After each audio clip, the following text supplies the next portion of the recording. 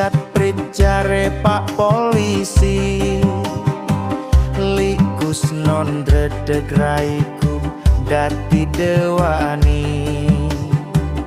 Esten kageri neng jero kantong lali, malang ngetoke kartu tani sing mati. Aduh bapak kula niki namung arek, ojo ditilang duit kula nembe seret.